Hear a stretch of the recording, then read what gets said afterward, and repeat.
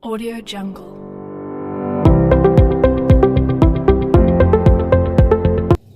Assalamualaikum warahmatullahi wabarakatuh. Perkenalkan, nama saya Fatihah, NIM 2119094. Di sini saya akan menjelaskan sedikit tentang aul dan rod. Apa sih itu aul dan rod? Aul secara bahasa berarti meningkat atau bertambah.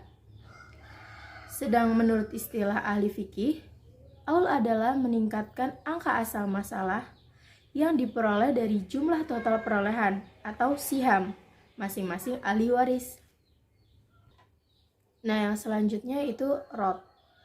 Kata rod ditinjau dari aspek bahasa bisa berarti jadah atau mengembalikan, dan bisa juga berarti syarf, memulangkan kembali. Sedangkan secara istilah adalah mengembalikan sisa harta kepada ahli waris tertentu secara proporsional sesuai bagian yang diterima. Masalah rod bisa terjadi karena tidak ada ahli waris dari rumpun asabah. Nah, untuk yang selanjutnya di sini ada kompilasi hukum Islam HKI, aul dan rod. Pasal 192 menerangkan apabila dalam pembagian harta warisan di antara para ahli warisnya, zaul furud menunjukkan bahwa angka pembilangan lebih besar dari angka penyebut, maka angka penyebut dikatakan sesuai dengan angka pembilangan, dan baru sesudah itu harta warisnya dibagi secara aul menurut angka pembilangnya. Lalu pada pasal 193, apabila dalam pemberian harta warisan di antara para ahli waris zaul furud menunjukkan bahwa angka pembilangan lebih kecil dari angka penyebut, sedangkan tidak ada ahli waris asabah, maka pembagian harta warisan tersebut dilakukan secara rod, yaitu sesuatu dengan hak masing-masing ahli waris, sisanya dibagi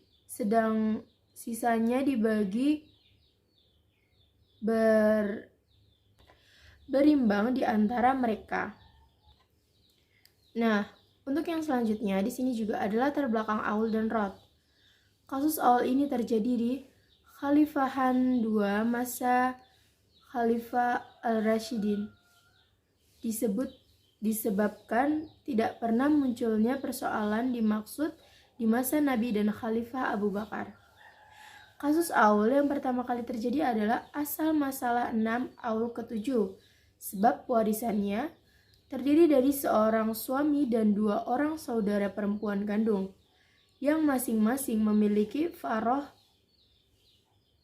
1/2 dan 2/3. Perselisihan pendapat tentang aul. Baik yang tadi sudah tentang latar belakang, sekarang kita akan bahas tentang perselisihan pendapat tentang aul. 1. Kelompok pertama menyatakan bahwa pada lahirnya ayat-ayat kewarisan itu telah menjelaskan furudul muqaddarah secara sempurna. Karena itu, setiap asabahnya haknya harus dipenuhi selagi keadaannya memungkinkan. Jika tidak, maka hak sebagian waris seperti anak-anak perempuan atau saudara perempuan hendaknya tidak dipenuhi haknya. Ini disebabkan karena mereka statusnya dapat berubah atau dalam suatu keadaan menjadi ahli waris asobah. Nah, yang kedua, kelompok kedua sebaliknya. Mereka mengemukakan argumentasi bahwa nas-nas yang menjelaskan hak-hak waris tidak mengutamakan sebagian asabul farud atas yang lainnya dan tidak membedakan antara harta warisan yang mepet dengan yang longgar, sehingga mendahulukan salah seorang dari asabul furud dan mengakhirinya dengan mengurangi hak anak perempuan atau saudara perempuan, berarti membuat hukum baru dengan jalan mentarjihkan sesuatu ketentuan nas tanpa alat tarjih yang kuat.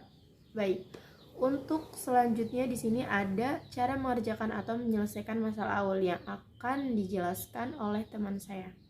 Apabila ada tutur kata saya yang kurang pas, mohon maaf. Wassalamualaikum warahmatullahi wabarakatuh. Nah, selanjutnya bagaimana cara memecahkan masalah rot?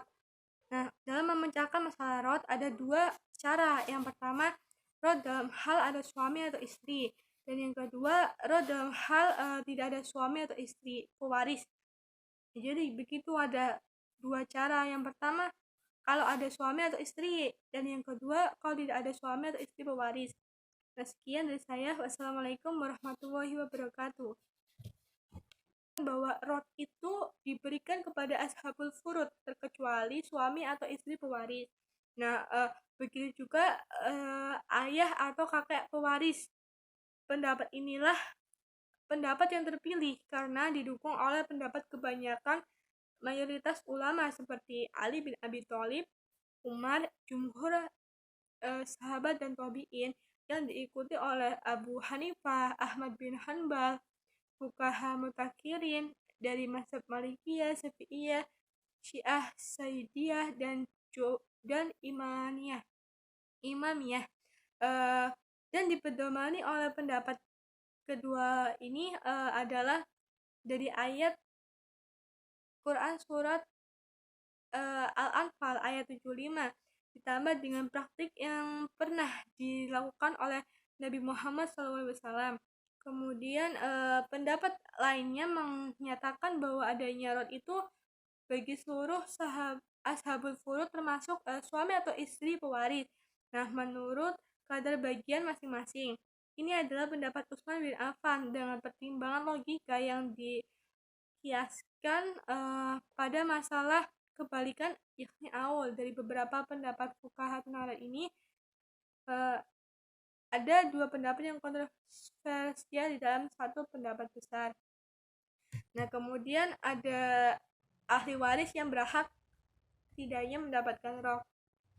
Nah, jadi ada ahli waris yang berhak mendapatkan roh, dan ada juga ahli waris yang tidak dapat mendapat roh. Nah, siapa aja sih bagian yang berhak mendapatkan roh? Ahli waris yang berhak mendapatkan roh yaitu yang pertama ada anak perempuan, yang kedua ada anak perempuan dari anak laki-laki atau cucu perempuan dari anak laki-laki, yang ketiga ada saudara perempuan kandung, yang keempat ada saudara perempuan seayah, yang kelima ada ibu, yang keenam ada nenek sohih atau ibunya bapak, yang ketujuh ada saudara perempuan seibu, dan yang ke-8 ada saudara laki-laki seibu. Nah, selanjutnya ada ahli waris yang tidak berhak mendapatkan roth. Siapa aja yang tidak berhak mendapatkan roth? Yang pertama ada suami, yang kedua ada istri, yang ketiga ada ayah, dan yang keempat ada kakek pewaris. Nah, selanjutnya bagaimana cara memecahkan masalah roth? Nah, dalam memecahkan masalah roth ada dua cara. Yang pertama, roth dalam hal ada suami atau istri, dan yang kedua, roth dalam hal. Assalamualaikum warahmatullahi wabarakatuh. Perkenalkan, nama saya Putra Ismawati dengan NIM 2119996. Saya akan menjelaskan bagaimana cara menyelesaikan atau mengerjakan masalah awal. Nah, ada 3 cara untuk menyelesaikan masalah awal. Yang pertama dengan mengetahui farat masing-masing yang terdapat dalam struktur kewarisan. Setelah diketahui, maka tetapkanlah asal masalah. Sesudah ditetapkan asal masalah, maka disitu mencari bagian masing-masing waris atau ashabul furudnya, lalu menjumlahkan bagian, dan dari hasil penjumlahan bagian tersebut kemudian diambil asal masalah baru untuk digunakan dalam menyelesaikan pembagian harta warisan. Nah, sebab asal masalah yang pertama tidak lagi digunakan dalam penyelesaian, dan yang kedua jumlah sisa kurang dari peninggalan yang terbagi ditanggung oleh ashabul furud dengan jalan mengurangkan penerimaan masing-masing menurut perbandingan perolehan mereka masing-masing. Dan yang ketiga itu dengan jalan menurut ilmu hitung, yakni dengan mengadakan perbandingan perolehan atau hak waris satu sama lain. Kemudian bagian mereka itu dijumlah. Setelah dijumlah ini, penjumlahan ini dipakai untuk membagi harta warisan agar diketahui berapa nilai atau bagian masing-masing waris mereka. Kemudian ada rukun atau syarat terjadinya rot. Nah, ada tiga rukun atau syarat terjadinya rot. Nah, yang pertama itu adanya pemilik farad sahibul farad. Yang kedua, adanya sisa harta warisan. Yang ketiga, tidak adanya ahli waris asobah. Kemudian terdapat pendapat ulama atau fuqaha tentang rot. Ada 3 pendapat fuqaha tentang rot. Yang pertama, pendapat ini tuh menolak rot secara mutlak dengan pernyataan bahwa kaum musliminlah yang berhak memanfaatkan sisa harta warisan yang berlebih tersebut. Namun demikian, pendapat ini banyak mengalami pergeseran ketika baitul mal yang dimaksudkan sepertinya tidak berfungsi sebagaimana mestinya. Kemudian pendapat yang kedua menyatakan bahwa rot itu. Nah, baiklah, perkenalkan, nama saya Juhairiyah dengan NIM 2119085 akan melanjutkan materi berikutnya, yaitu contoh kasus aul.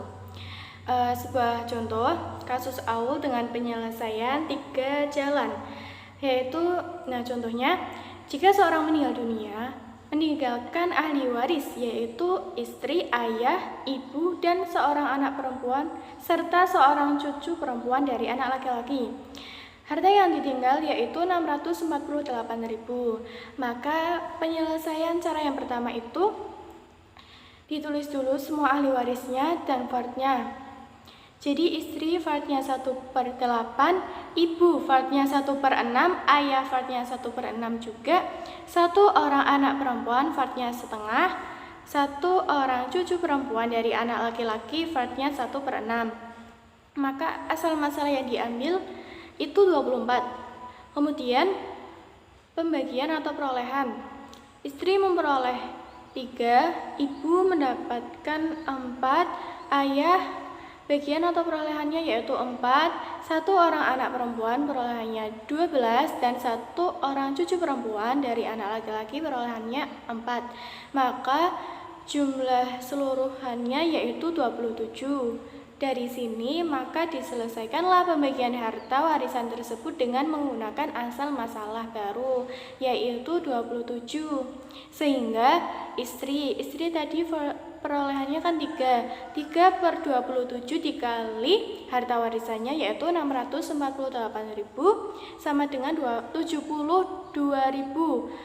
Kemudian ibu perolehannya tadi 4/27 dikali 648.000 sama dengan 96.000. Ayah 4/27 dikali 648.000 sama dengan 96.000. 12/27 dikali 648.000 sama dengan 288.000, dan 1 cucu perempuan 4/27 dikali 648.000 sama dengan 96.000. Maka jumlah keseluruhannya yaitu 468.000. Kemudian untuk cara yang kedua ini diselesaikan menggunakan asal masalah yang pertama yaitu 24. Kalau tadi yang pertama 27, nah yang kedua ini dengan asal masalahnya 24. Jadi istri tadi perolehannya 3-nya pernya 24. 3/24 dikali 648.000 sama dengan 81.000. Ibu 4/24 dikali 648.000 sama dengan 108.000. Ayah sama dengan 4/24 kali 648 sama dengan 108.000. 1 anak perempuan 12/24 dikali 648.000 sama dengan 324.000. Dan juga satu cucu perempuan 4/24 dikali 648.000 sama dengan 108.000. Maka jumlah keseluruhannya yaitu 729.000. Sedangkan harta warisannya yaitu 468.000, maka sisa kurangnya 81.000. Nah,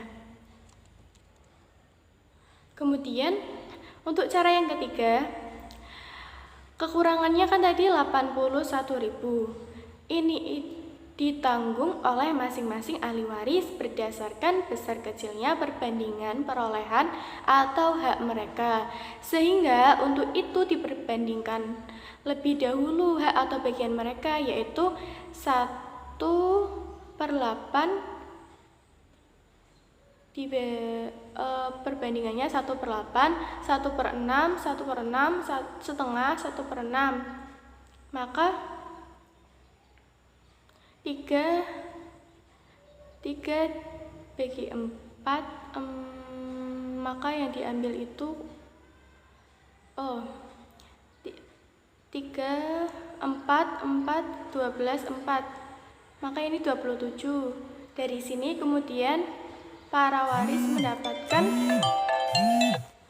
mendapatkan pengurangan masing-masing sebesar istri 3/27 dikali 81.000 sama dengan 9.000, ibu 4/27 dikali 81.000 sama dengan 12.000, ayah 4/27 dikali 81.000 sama dengan 12.000. Satu anak perempuan 12/27 dikali 81.000 sama dengan 36.000. Satu cucu perempuan 4/27 dikali 81.000 sama dengan 12.000.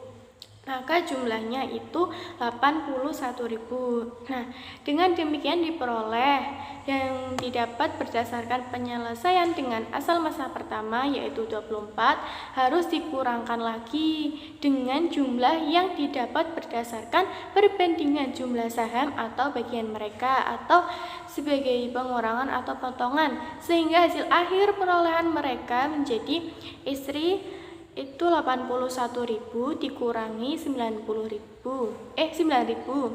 Tadi kan ya, dikurangi 9.000 sama dengan 72.000.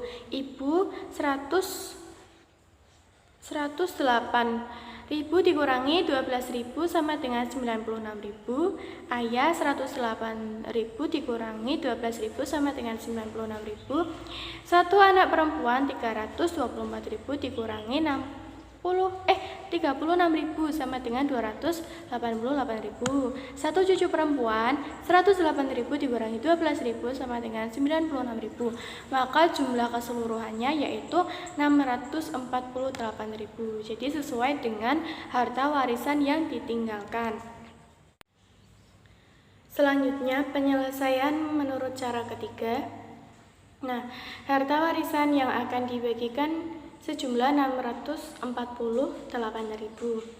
Perbandingan Ford masing-masing waris adalah 1/8, 1/6, 1/6, setengah, 1/6.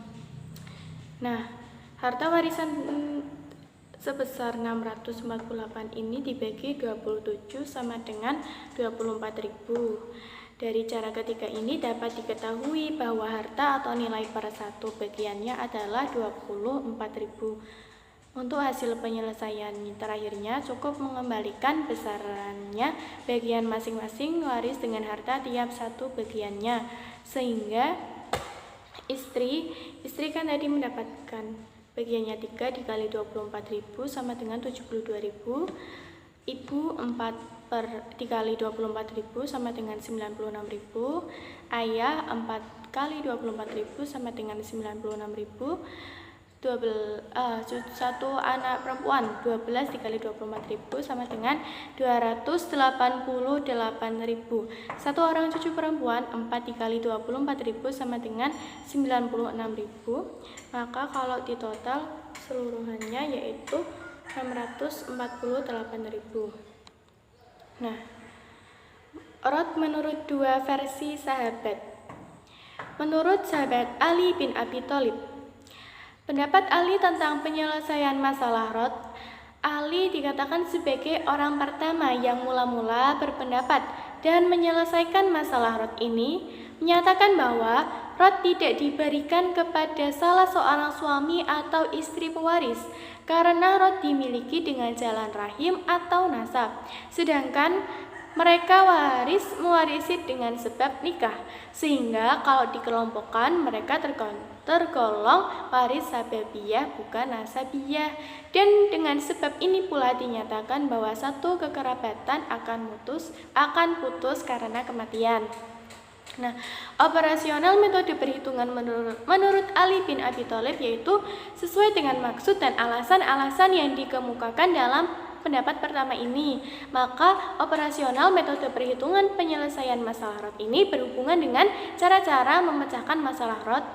Nah, untuk menurut sahabat Utsman bin Affan, pendapat Utsman tentang penyelesaian masalah Rod masih dalam perbincangan masalah mengembalikan sisa harta warisan yang berlebih kepada ashabul furud. Utsman sebagai penggagas utama dari teorinya ini menyatakan bahwa Rod berlaku terhadap seluruh ashabul furud, tidak terkecuali suami atau istri pewaris di dalamnya. Dengan demikian, selain waris nasabiyah, waris sababiyah juga ikut dalam berhak mendapatkan tambahan sisa yang dimaksud. Pendapat ini dikemukakan oleh Utsman dengan pertimbangan logika dan segi praktis pembagian warisan. Kata beliau, suami dan istri dalam masalah aul, bagian mereka juga ikut dikurangi, sehingga wajar kalau di saat terdapatnya kelebihan harta, mereka juga diberi tambahan. Itulah satu-satunya alasan atau dasar hukum yang dipegangi dalam menyelesaikan masalah.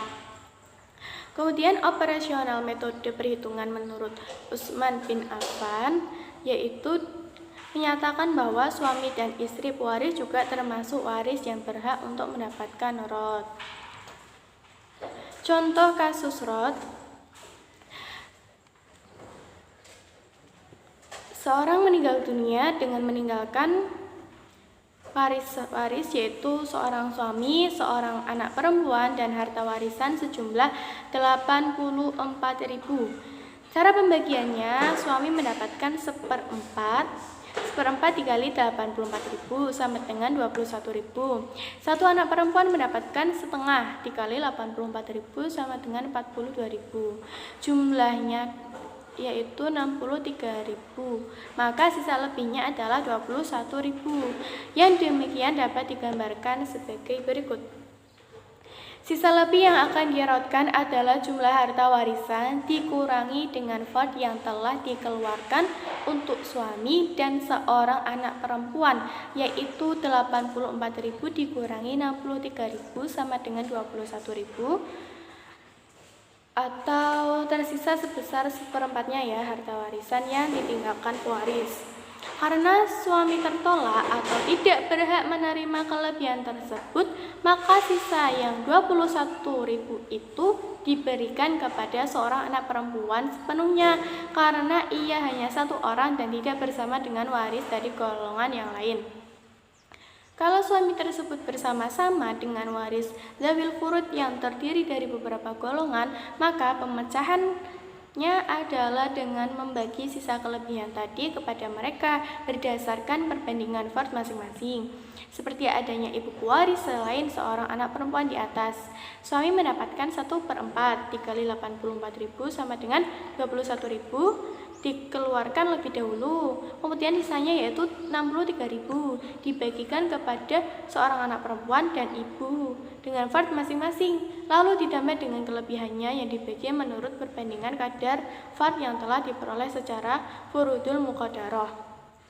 Nah, dengan demikian perolehan masing-masing menjadi suami 4/16 dikali 84.000 sama dengan 21.000, satu anak perempuan 9/16 dikali 84.000 sama dengan 47.250, ibu 3/16 dikali 84.000 sama dengan 15.750, maka jumlahnya yaitu 84.000.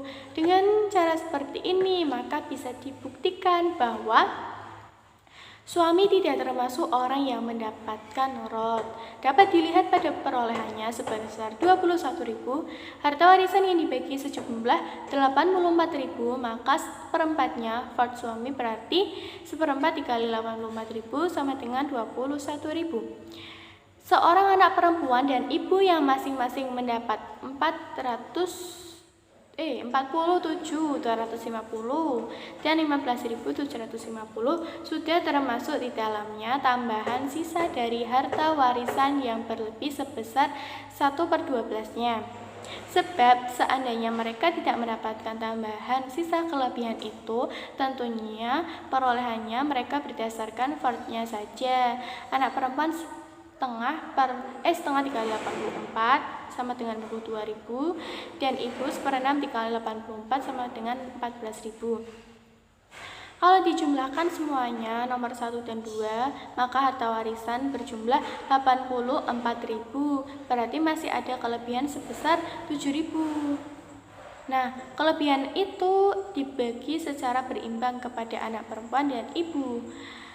Nah, Dawil furud yang berhak atau tidak tertolak menerima rod berdasarkan perbandingan fard mereka masing-masing, karena anak perempuan tak mendapat tambahan sisa sebesar 5.250 berbanding 1.750 untuk ibu, itu sama dengan setengah bagi 1/6 sama dengan 3/6 bagi 1/6, berarti 3/1.